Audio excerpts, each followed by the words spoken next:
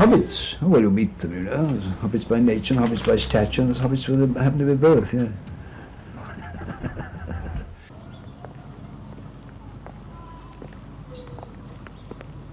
I was, on the whole, a rather puny, over-mothered, timid little creature who was not much of a success. I eventually became a fairly ordinary scholar. Turned out to be good at rugby football, of all odd things. I've always smoked. I sometimes smoke beyond the point when you enjoy it, which is silly, but I do smoke and enjoy it. And as a matter of fact, it's now so tied to writing that I can't write without it. John Ronald Reuel Tolkien, CBE, is the famous British philologist, university professor, and author. As a result of the unprecedented success of his Middle-earth books, Tolkien is often hailed as the father of high fantasy. His works almost single-handedly propelled fantasy writing into the mainstream of adult literature. As a result of Tolkien's influence, the fantasy genre exploded into life with imitators, innovators, and legions of avid readers. Not only have you had a marvellous adventure story and a marvellous fantasy, but some of the magic has rubbed off on the ordinary, very homely things of life, like a good meal. Like food, there's a great joy in food. Food? Never been a trencherman. I admire trenchermen, therefore I make... But I like, I must say, since England produces the best basic food in Europe, on the whole, it does. And drink, the fact that there are pubs in Middle-earth. Yes, I drink things these days. I like, of course, feeling elevated and... All these are sort of homely, pleasant things, and it's the sort of basis of things homely in the Shire. John Ronald Reuel Tolkien was born in Bloemfontein, South Africa. However, his parents were both from England. Sadly, Tolkien's father died when Ronald was just 3. A second tragic event occurred when his mother also died, when Tolkien was just a schoolboy aged 12. J.R.R. Tolkien rose above adversity. He had a lifelong passion and talent for the study of languages. In consequence, he was soon identified as a gifted scholar. Under the benign influence of his guardian, Father Francis Xavier Morgan, he worked hard as a student and won a place at Oxford University to study the classics, the study of ancient Greek and Latin literature, philosophy, and history. Tolkien later switched to study English literature, and he graduated with first-class honours. In the early days, Tolkien was living in Sair Hall. Nowadays, it's part of the outskirts of Birmingham, so you have to come slightly further out to discover this kind of landscape. But you can see all around where the inspiration for a place like the Shire might have come from. Then the mother decided that she must move the children into Birmingham in reach of good schools, and he hated this move in this big smoky city. I mean, it really was when industrial pollution was at its height, you know, the factory chimneys belching out. That he hated, though in a way I feel he loved it, because I think you can see this reflected in his descriptions of Mordor, the country which is the seat of evil incarnate in The Lord of the Rings, where you have this wonderful description of the smoking, fiery mountain, Mount Doom, which is the centre of it, and an impression of a vast factory-like caves and so on, where orcs, goblins, you know, build their armaments and so on. This is quite clearly reflects something of Birmingham in the early 1900s. One of the things that Tolkien detested above all else is modernity. He hated to see the end of what he considered to be the old English way of life, and that the connection with nature was quickly being swept aside by the forces that had begun at the time of the Industrial Revolution, and obviously in the 20th century had begun to really build pace. Tolkien enlisted in the British Army in 1915, the second year of the Great War. Before he was shipped over to see action in France on the 22nd of March 1916, Tolkien married Edith Mary Bratt. They eventually had 4 children, 3 sons, John, Michael, Christopher, and a girl named Priscilla. In the Great War, Tolkien fought in the trenches on the Somme front. But in September 1916, he was invalided home with trench fever. Although the name sounds innocuous, the reality was horrendous. Trench fever was a virulent disease borne by body lice, and this awful disease is closely related to the epidemic of typhus. Tolkien eventually recovered and underwent a long period of hospitalized convalescence. Kind of experience so awful on the Somme battlefield that he shut it out from the rest of his mind. It comes in at moments in the story, in The Lord of the Rings, where the heroes are undergoing various awful experiences. But really what it did was drive him more and more into himself and make him more determined to cultivate his own private landscape. And so he withdrew really from the war, and it was at that point he began to write his books. After the war, Tolkien found employment helping to produce the Oxford English Dictionary. I think that was a kind of double coming home, which made the effect on the ordinary English meadows, countryside, and brakes so immensely important to me. Under eastern sea, a sky where the bright moon overhead, in a land of bright bird song.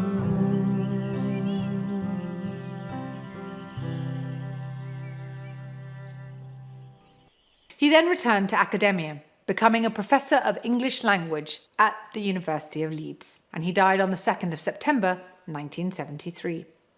Tolkien is, of course, best known for his most famous two literary works, The Hobbit and The Lord of the Rings. The Hobbit has become one of the most successful children's books of all time, if not the most successful children's book.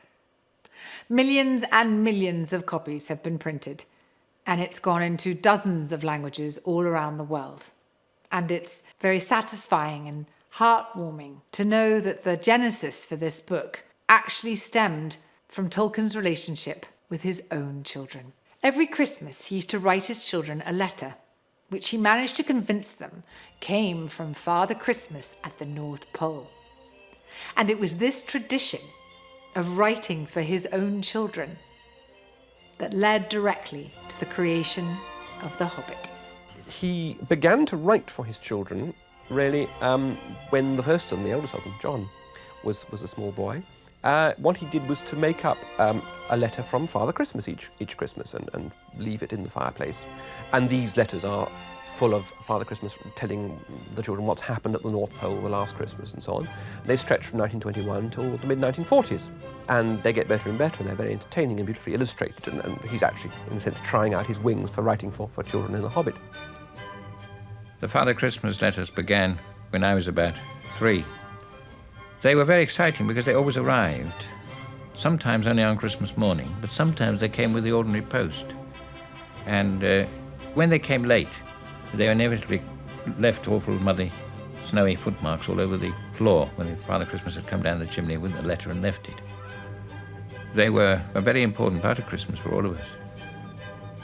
It was a very gradual transformation from absolute total belief into a realization that it must be my father who did it all. But such a pleasure in keeping the process going that one believed and yet knew and what the truth was. And certainly my brothers never in any way spoiled it for me. They entered into this absolutely, although they knew so much longer than I did that my father was Father Christmas. What do you think the poor dear old bear has been and done this time? Nothing as bad as letting off all the lights. Only fell from top to bottom of the main stairs on Thursday. We were beginning to get the first lot of parcels down out of the storerooms and into the hall. Polar Bear would insist on taking an enormous pile on his head, as well as lots in his arms. Bang, rumble, clatter, crash. Awful moanings and growlings. He was very, very conscious of being a West Midland writer, almost unnaturally so. He was very proud of his mother's family, the Suffields, who came from Worcestershire. He was actually born in South Africa, in Bloemfontein, where quite by chance his father was working for a bank. But the family came from Birmingham, and when the father died young, the mother set up a home just outside Birmingham at Sarehole Mill. And this was glorious, idyllic countryside with a water mill, with sort of blackberry dells, copses and so on. And Tolkien and his brother roamed there for 3 or 4 years and had the such a wonderful time that it's quite clearly reflected in the opening chapters of The Lord of the Rings, where Tolkien describes the idyllic, happy rural life of the hobbits in the Shire.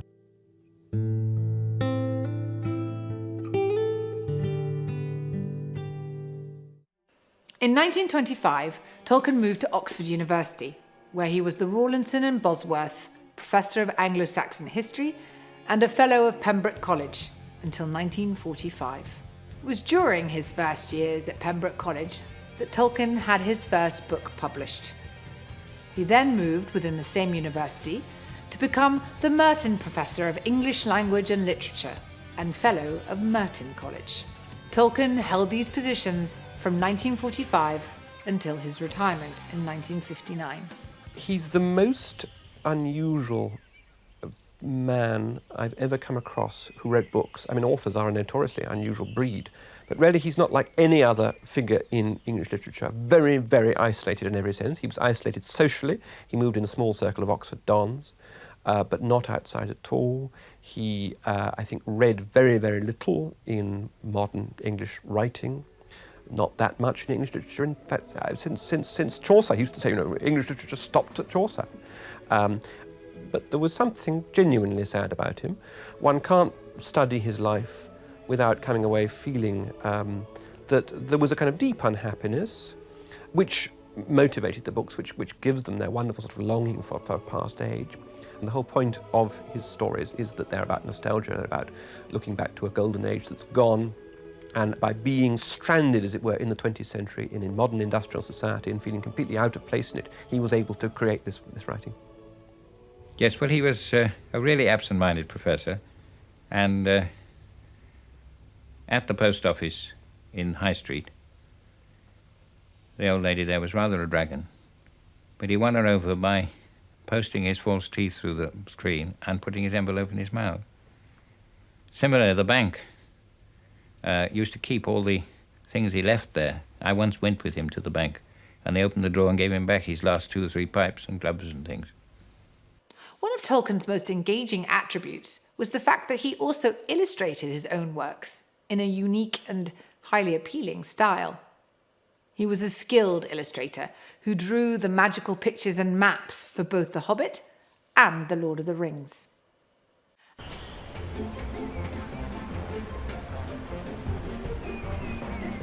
Quite by accident, The Hobbit tumbled out of him because he had children and it originated as a story really for them. The story of the Hobbit, Bilbo Baggins, who goes off and challenges the dragon, the little tiny hero against the giant. The actual beginning, though it's not really the beginning, but the actual flashpoint was, I remember very clearly. I can still see the corner in my house in 20 Northmoor Road where it happened. I got an enormous pile of exam papers there, and marking school examinations in the summertime is an enormous, very laborious, and unfortunately also boring. And I remember picking up a paper and actually finding, I nearly gave an extra mark for it, extra 5 marks actually. There was 1 page on this particular paper was left blank, glorious, nothing to read. So I scribbled on it, I can't think why, in a hole in the ground there lived a hobbit. I think that was eventually published in 1937. As regards the writing style of The Hobbit, it's very straightforward. There are no great linguistic devices.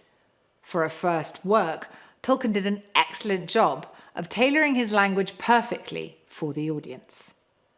He doesn't talk down to them or patronize them, so he was aware of just how the language of the book needed to be pitched, and he achieved it perfectly in The Hobbit.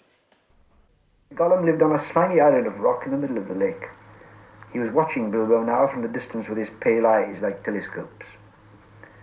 Bilbo could not see him, but he was wondering a lot about Bilbo, for he could see that he was no goblin at all.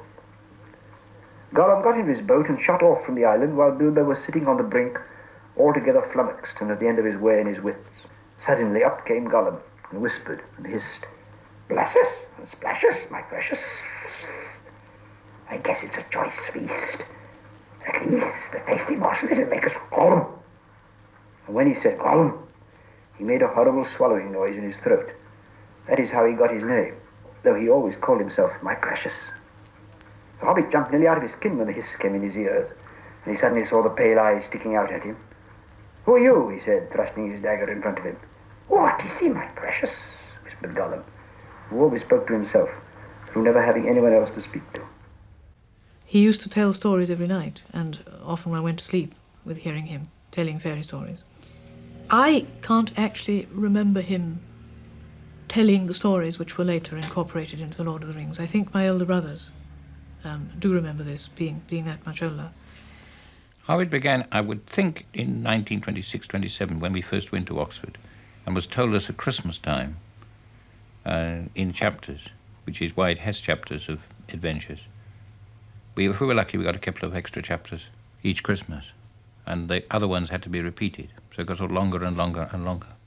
As we know, Tolkien taught philology at Oxford, which is the study of how languages evolve over time. It's very difficult to explain to anybody who hasn't, as I have, suffered the Oxford University English Language and Literature course exactly what philology is about. It's a science that was invented by a group of Germans during the 19th century.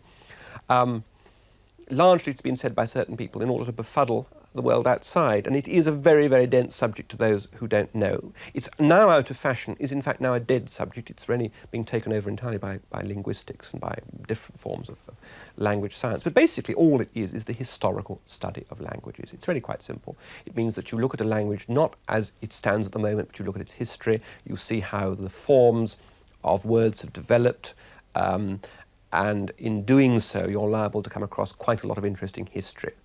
Tolkien learnt that. In fact, he did partly teach himself. He began reading it while he was still at school, and this is fairly remarkable. He then went on to study it at Oxford. But this is a children's book. There aren't a great deal of literary overtones. Nonetheless, we can see quite a number of influences, because Tolkien loved the surviving fragments of literature from the Dark Ages. He was also not just a teacher of, but a passionate devotee of the Icelandic Eddas and the Norse sagas.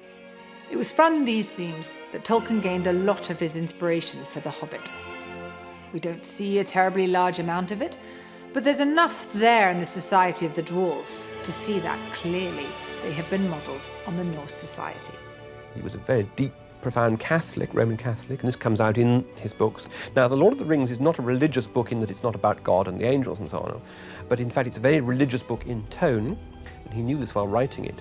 It's really, it's a book which tries to convey the feeling of religion to a world which is not actually a believing world, a non-religious world. This, I think, is largely why it's been so popular in America, in what is on the whole a kind of godless modern world. It particularly appeals because it's bringing religion back into fiction. I don't live in America. Surely they should tell me. I should like to ask them some questions of how such things arise. I observe in general that North America has always been much more easily kindled than England, or indeed any country in Europe. And for instance, the Dickens cult and the extraordinary excitement about Dickens. So the only people who came down to the quay to watch the mail ship coming, the only thing they wanted to know is what happened to the next chapter. They weren't worried about goods. It's not just the physical world that Tolkien modelled on Warwickshire. These are rural people. And he looked around and he saw the kinds of rustic characters that were there at the turn of the century around these fields.